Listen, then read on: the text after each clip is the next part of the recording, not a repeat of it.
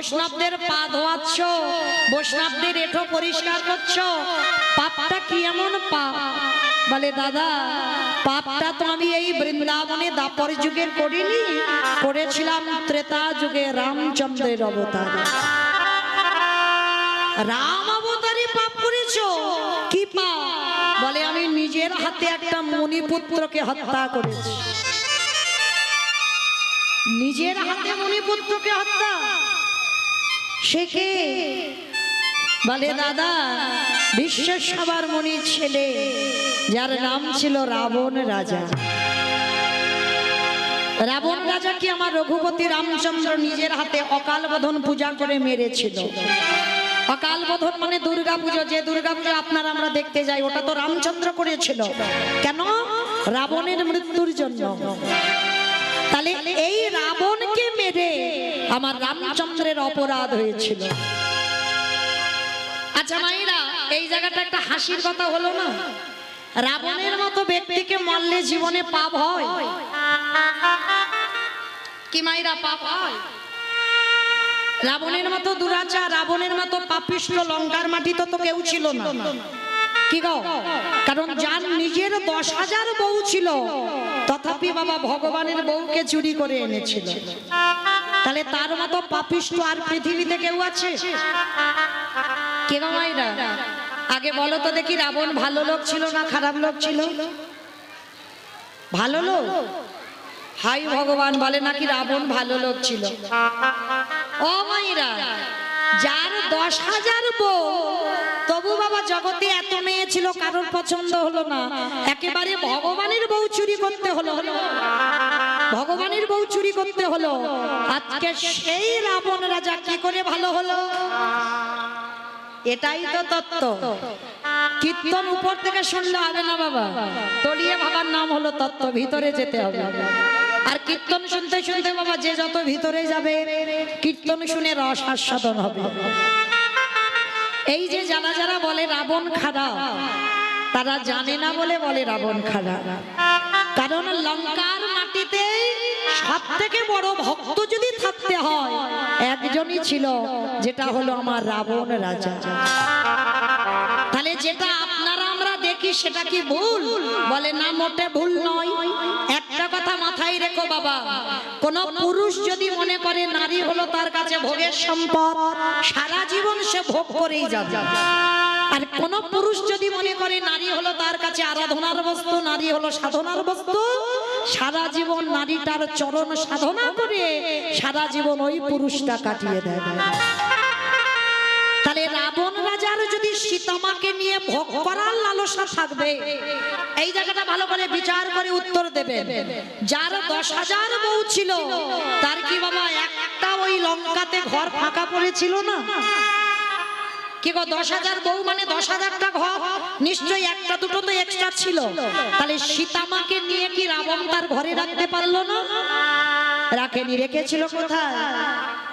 হ্যাঁ, প্রশ্নেই তো উত্তর বেরিয়ে গেল। দেখেন, অশোক, যেখানে শোকের ছায়া লাগে না, সেইখানে সীতামাকে চুরি করে রেখেছিল। কেন? সীতামার চরণ সাধনা করবে বলে। তা যেদিন থেকে রাবণ রাজা সীতামাকে চুরি করে আনলো, সেদিন থেকে রাবণের স্ত্রী হচ্ছে পঞ্চসতীর মধ্যে একজন সতী। দেখবেন মায়েরা, সতী নারীরা বুঝতে পেরে যায় বাবা তার স্বামীর কখন মঙ্গল আর অমঙ্গল হবে। তা বুঝতে পেরে গেছে মন্দাদরী যে আমার স্বামীর কোনো দুর্ঘটনা ঘটবে। তা মন্দাদরী কাঁদছে, রাবণ রাজা এসে বলছে, স্বামী মন্দাদরী পাগলিনীর মতো কাঁদছে।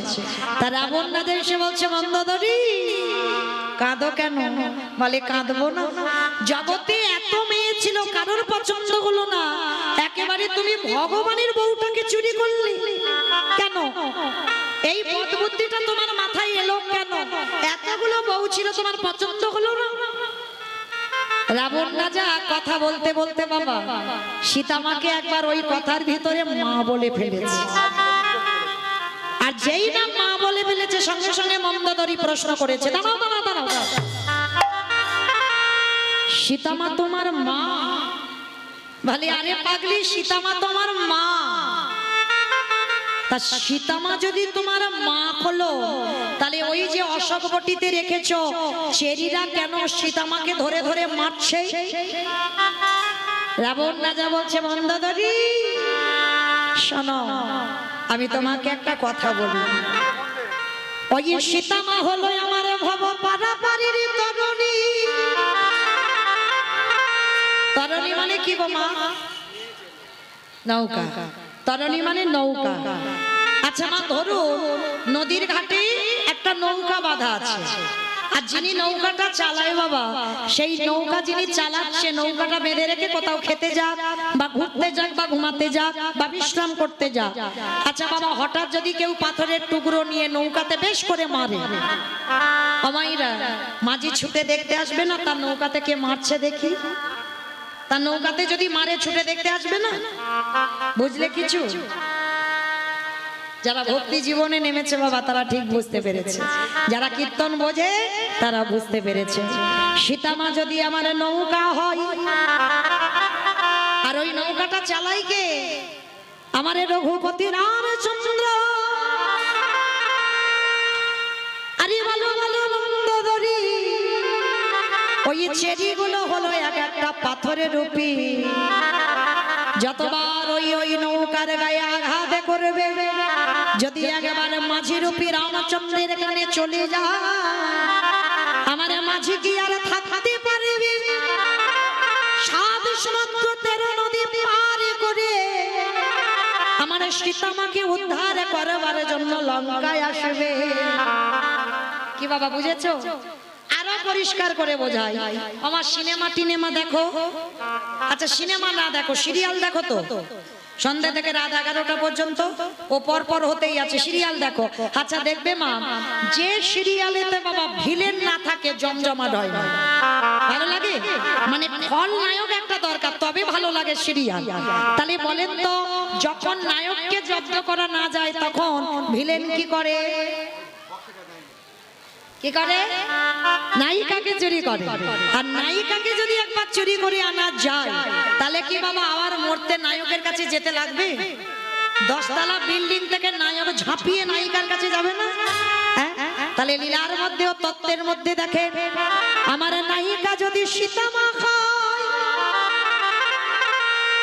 আরে নায়ক যদি আমার রামচন্দ্র হয়, আরে ভিলেন যদি আমার রাবণ রাজা হয়, যত নায়িকাকে আঘাত করবে, আরে নায়িকা যত নায়কের নাম ধরে বসে বসে কাঁদবে, যত জ্বালাবে, যত যন্ত্রণা দেবে, যত ব্যথা পাবে, যদি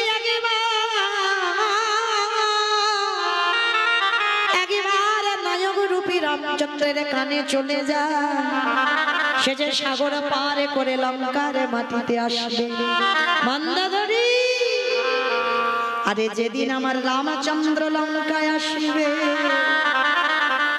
সেদিনে যদি আমার রাজ্যে খরা দেখা দেয়, যদি আমার রাজ্যে কোনো জায়গায় জলে না থাকে, বলো বলো মন্দোদরী, আমারে প্রভুর চরণে কি দিয়ে চলো? বলো তুমি ধোবা ধোবাই, যেদিনে আমার প্রভু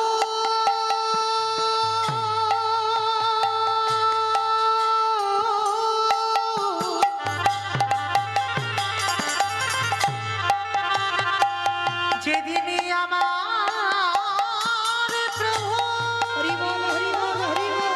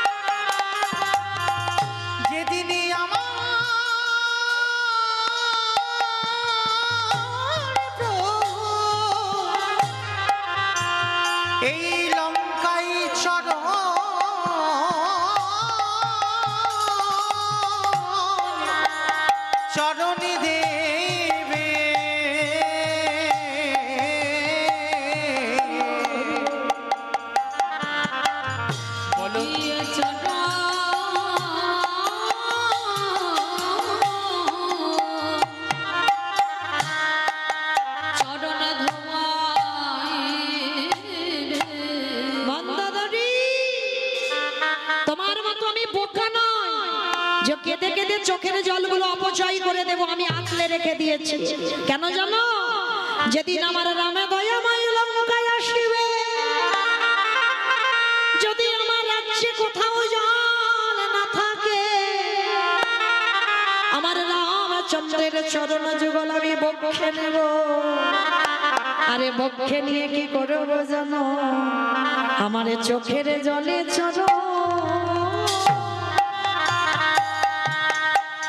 চরণ ধোয়া। হে রামে দয়া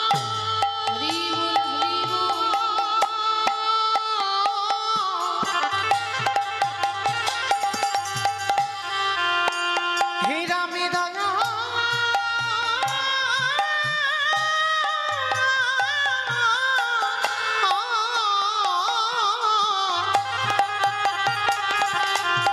হে রামে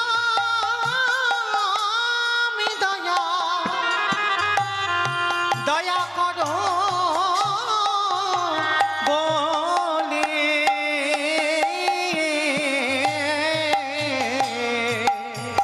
বলো কি দিয়ে চলো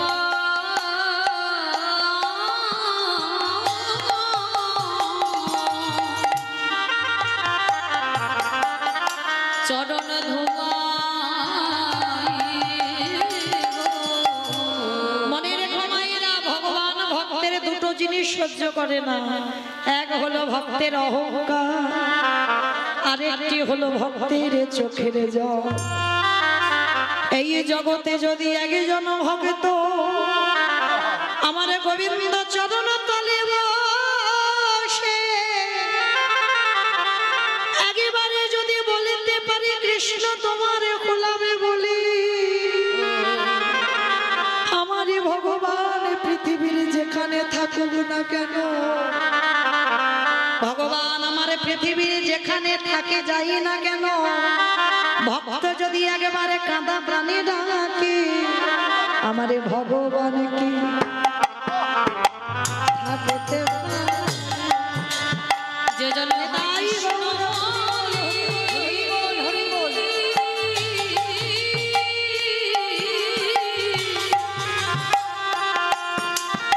কৃষ্ণ বলে একেবারে ডাকিতে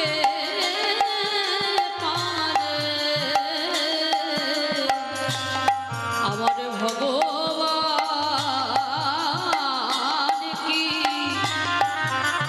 বলো থাকিতে আস্তে।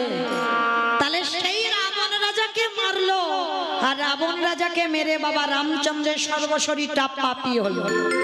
সেই পাপটা ধুচ্ছে কবে না? যুধিষ্ঠির রাজস্বয় যজ্ঞে। আমাইরা যেখান থেকে গিয়েছিলাম আবার সেখানে চলে এলাম।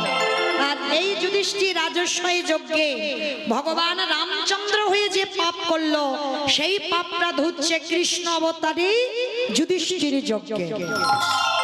কি করে ধুচ্ছে? হরি বল মাইরা, যদি আমরা আপনারা কেউ অপরাধ করে ফেলি, অজান্তে তো পাপ হয় নাকি? অজান্তে একটা সাধুগুরু বৈষ্ণবের চরণ যুগল ধৌত করাও, তাও যদি না পারো ওই বৈষ্ণবদের একটু এঁঠো পাতা পরিষ্কার করো, তাও যদি না পারো ওই বৈষ্ণবদের উচ্ছিষ্ট নিয়ে একটু গায়ে মেখে নাও। আর যদি নিতে পেরেছো, কোটি কোটি জন্মের অজানা পাপ থেকে আপনার আমরা মুক্তি পাবো পাবো পাবো। নিতাই গৌর প্রেমানন্দে। আচ্ছা মাইরা, কারোর পা ধোয়াতে গেলে কি করে ধোয়াবে বলো তো? বলো কি করে ধোয়াবে? হাত পা বেঁধে পুকুরে ফেলে দিলেই হবে। হাত পা বেঁধে নাকি পুকুরে ফেলে দেবে? কোনদিন দেখেছো এইরকম করে কেউ পা ধোয়ায়? পা ধোয়াতে গেলে বাবা পাত্রে জল নিতে হবে, ঘটি নিতে হবে, আর যার পা ধোয়াবো সে ছোট হোক আর বড় হোক, পা যখন ধোয়াতে বসেছি বাবা আমার মাথাটাকে তার পায়ের কাছে নিচু করতে হবে। কি বাবা ঠিক বললাম তো? তা বিশ্বের সৃষ্টা মালিক ভগবান রাজস্বয় যজ্ঞের দরজায় দাঁড়িয়েছে পা ধোয়াবে বলে, একেবারে রেডি হয়ে আছে। অগ্নিদেব, পবনদেব, বরুণদেব, ইন্দ্র, ইন্দ্রাণী, ব্রহ্মা, সাবিত্রী, শিব, দুর্গা সব পরপর লাইন দিয়ে দাঁড়িয়ে আছে। আর কৃষ্ণ যজ্ঞে একটা করে আসে, পা ধোয়ায় আর যজ্ঞের ভিতরে ঢোকে। এমন সময় জগৎ জননী মা, মানে সবার মা, আমারও মা, আমার বাবারও মা, আমার ছেলেরও মা, তাই না? যেমন চাঁদ সবার মামা, আমার মামা, আমার বাবার মামা, আমার মার মামা, আমার ছেলেও বলে মামা। ঠিক ওই রকম জগৎজননী মা দুর্গা সবার মা। আজকে সেই মা বলছে প্রাণনাথ, বাবা ভোলানাথকে ডাকছে প্রাণনাথ, আর দেরি নয়, চলো কৃষ্ণ পা ধোয়াবে, চলো পা দুটো ভালো করে ধুইয়ে নিয়ে। তা বাবা ভোলানাথ তো ত্রিলোকের বড় বৈষ্ণব, আপনাদের আমাদের মতো বাবা কোনো সাজা বৈষ্ণব নয়, হ্যাঁ? একেবারে ত্রিলোকের ভগবান আখ্যা দিয়েছে, ত্রিলোকের বড় বৈষ্ণব। আজকে সেই পরম বৈষ্ণব বাবা ভোলানাথ পার্বতীকে বলছে, পার্বতী তোমার কি মাথার গন্ডগোল হয়েছে? হ্যাঁ, আমার মনে হয় তোমার মাথার আর কিছু নাই, কারণ কৃষ্ণ পা ধোয়াবে আর আমাদের পাপীর পা দুটো বাড়িয়ে দেব। শোনো, তোমার যদি এত ধোয়াবার ইচ্ছা হয় তো তুমি লাইনে দাঁড়াও, কিন্তু আমার পা আমার কৃষ্ণ কোনো মতেই ধোয়াতে পারবে না। এই কথা বলে বাবা ভোলানাথ লাইন থেকে বেলাইনে চলে গেছে, মানে আড়ালে গেছে। আড়ালে গিয়ে মনে মনে চিন্তা করছে কৃষ্ণের চোখে আমাকে ধুলো দিয়ে যেতে হবে। মানে কৃষ্ণের সঙ্গে চালাকি, ভাবতে পারছেন? অমাইরা মানুষ মানুষের সঙ্গে চালাকি করতে পারে, মানুষ মানুষকে ঠকাতে পারে, কিন্তু ওই যে পিছনে বেটা বাঁকা করে বাঁকা হাতি, ও ছেলেটার সঙ্গে অসম্ভব। ওই যে কে কীর্তন শুনছে, কে কেঁদে যাচ্ছে, আর কে গল্প করে যাচ্ছে, আর কে শুধু খালি হাওয়া খেয়ে যাচ্ছে, আর কে বসে বসে আমি কিচ্ছু দেখতে পাচ্ছি না, কিন্তু ওই যে ছেলেটা ফাঁকি দিতে পারবে, সময় মতো লিখে একেবারে ঘরে সময় মতো পৌঁছে দেবে কে কি করলো জগতে। হ্যাঁ, আমি কিছু বলবো না, করে যাও, গল্প করার দরকার করে যাও, আর দেখবে ফলটা কিরকম হয়। কীর্তন আসরে আজকে এই যে হরিবাসরে বসে গল্প তো বুঝবে ঠালা সেই দিন। তো আজকে দেখে ভগবান মনে মনে করছে, বেটা দেখেছো আমার চোখে তুলে দেবে বলে ও বেটা লাইন থেকে বেলাইনে গেছে। এইবার বেলাইনে যা তো যা, আড়ালে গিয়ে বাবা কি করেছে জানো, দুম করে একটা কুকুর হলো। কুকুর হলো কেন?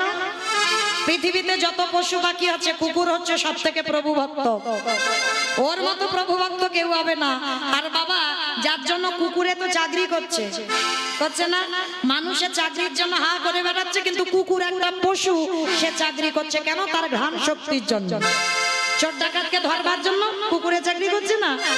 আজও কুকুরের মহোৎসব হয় নবদ্বীপের মাটিতে, মানে ভুরি ভুরি প্রমাণ আছে, বললে বাবা সারা রাতে শেষ হবে না। থাক, ওদিকে আর যাবো না। তো যাই হোক, এইবার বাবা ভোলানাথ কুকুর হয়েছে, আর কুকুর হয়ে মনে মনে করছে কৃষ্ণের চোখে ধুলো দিয়ে যজ্ঞের ভিতরে ঢুকে যাবে। বাবা ঠাকুর এখানে একটা কথা বলি, যারা শাস্ত্র জ্ঞানী, যারা গ্রন্থ পাঠ করেন বা একটু কীর্তন বোঝেন, জানেন গৌতম মুনির স্ত্রী অহল্যা, অহল্যার সতীত্ব নাশ করেছিল কে?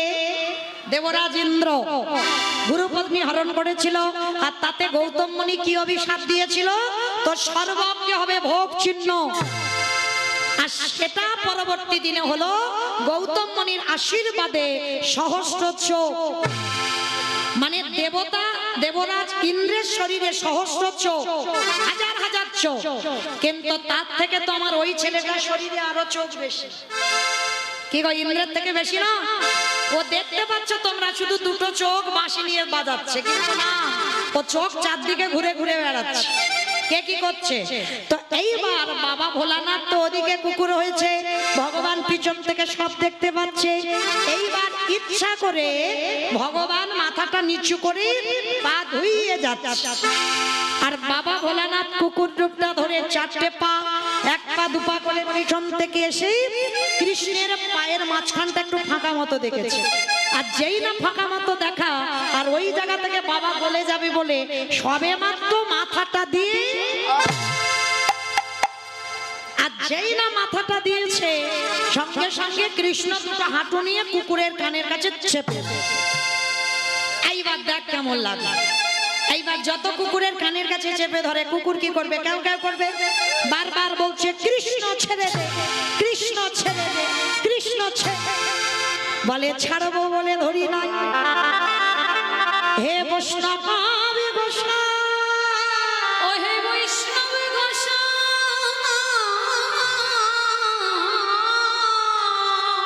যারি আগে বার ছে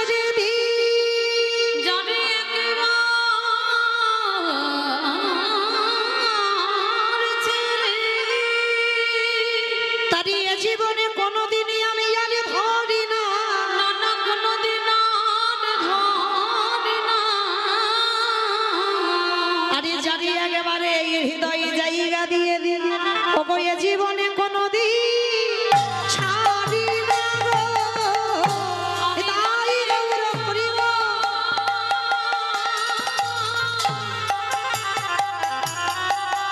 এই হৃদয়ে জায়গা দিয়ে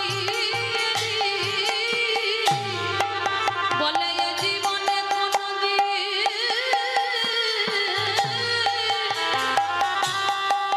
নানা ছড়ি না আসছে যেই না বাবা ভোলানাথকে একেবারে পায়ের ভিতরে নিয়ে কানের কাছে চেপে ধরছে আর বারবার তো কুকুর শুধু ছটফট করছে কৃষ্ণ ছেড়ে দে চুপ। একটা কথা হবে না একটা কথা হবে না এখন নয় একটু বসো এখন নয় যেই না বাবা আজকের ভগবান কৃষ্ণ কি করেছে ওই কুকুরটাকে বেশ করে মোটা দড়ি নিয়ে আস্তে পাস্তে বেঁধেছে আর বলো তোমার কুকুরকে বেঁধে দিলে কুকুর আর কিছু করতে পারবে সে শুধু তো চারটে পা শুধু ছটফট করে যাচ্ছে ভগবান বলে এবার পায়ের ব্যবস্থা করতে হবে এইবার মোটা দড়ি নিয়ে কুকুরের চারটে পা এক জায়গা বেঁধেছে আর যেই না চারটে পা এক জায়গায় বেঁধে দেওয়া এইবারে নয়ন জলে বুক ভাসিয়ে কাঁদে কৃষ্ণ রে ওরে কৃষ্ণ রে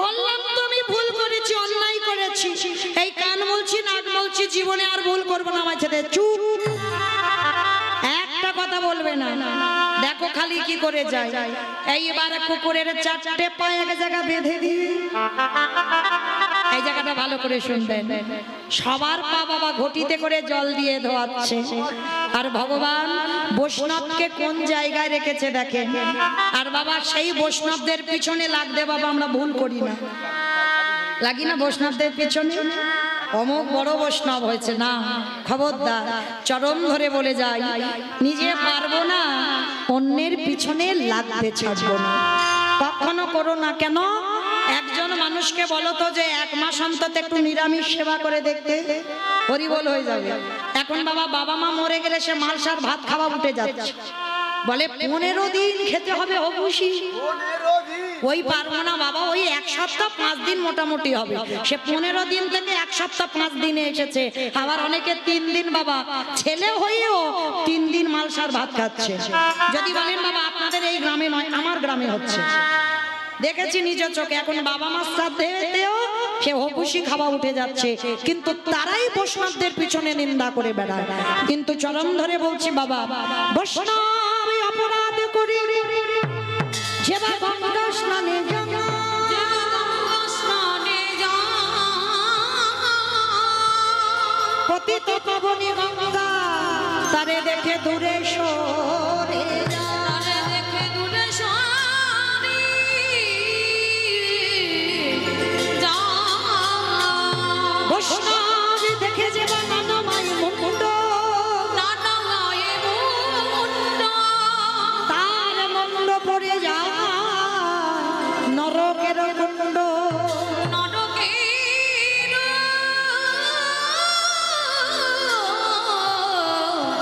কুণ্ড। আস্তে এইবার ভগবান কি করেছে দেখো কুকুরের চারটে চরণ মুখে ধরে খাল বিলি নদী নালা পুকুরে ঘাটের জল নয় তাহলে কোন জলে দিল কৃষ্ণই আমার চোখের জলে ছড়া চরণ ধোয়াইল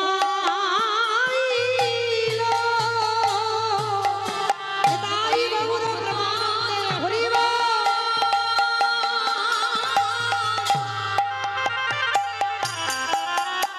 চরণে দিলে ধরে চোখের জলে চরণ ধোয়াই বলি আরে তো চরণ ছাড়িব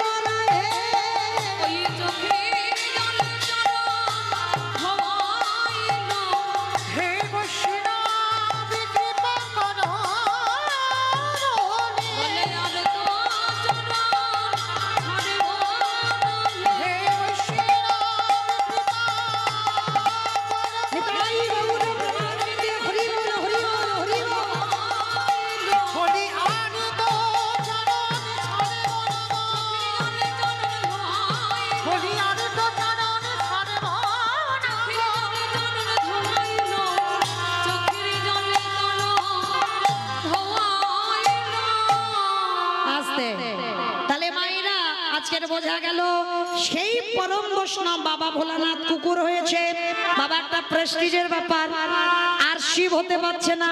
সেই দিন কৃষ্ণের চরণ ছুঁয়ে বলেছিল, কৃষ্ণ রে আহাগত কলিকালি আমি আর শিব হব না। কি মায়েরা বোঝা গেল? যেখান থেকে গিয়েছিলাম আবার সেখানে রিটার্ন ফিরে এলাম। বুঝতে পেরেছো তো আমি কি বলেছিলাম? সত্যতে শিব হলো, ত্রেতাতে শিব হলো, দ্বাপরে শিব হলো, কলিতে শিব নয়। কারণটা কি? এই হলো তার কারণ। এইবার কৃষ্ণের চোখের জল কুকুর রূপী ভোলানাথের চরণে পড়ল। সেদিন ভোলানাথ বলেছিল, কৃষ্ণ আগত কলিকালি আমি আর শিব হব না, আর তুই আমার কৃষ্ণ হবি না, তুই হবি নদী আর নিমাই চাঁদ। নদী আর নিমাই চাঁদ। কৃষ্ণ রে ওরে কৃষ্ণ রে। 12 বছরে তুলসী ভাসিয়ে তোকে আহ্বান করব, আমার ডাকে তুই নদী আয় নামবি, আমি শান্তিপুরে যাব, আমার নাম হবে অদ্বৈত আচার্য গোসাই। তুই আমার কৃষ্ণ নয়, তুই হবি আমার নিমাই পণ্ডিত। তো যেদিন তুই নদিয়ায় আসবি, আমি শান্তিপুরে থেকে তোর সঙ্গে দেখা করতে যাব। তোর আর আমার যেদিন মুখোমুখি সাক্ষাৎ হবে, এই রাজস্বাই যজ্ঞে যেমন তোর চোখের জল কুকুরের পায়ে পড়ল, এই কুকুরে যেদিন অদ্বৈত হবে, আজকে যে তোর কাছে ঋণী হয়ে গেলাম, এই ঋণটা সেই দিনে শোধ করবো। ওরে এমনি করেছ না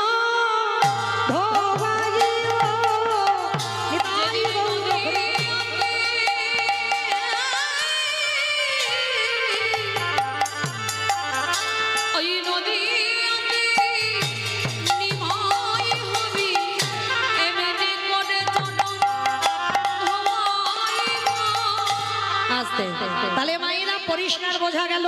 আর এইটা বোঝাতে গিয়ে একটু রামায়ণ মহাভারতে যেতে হলো। এটাই হলো তথ্য কথা।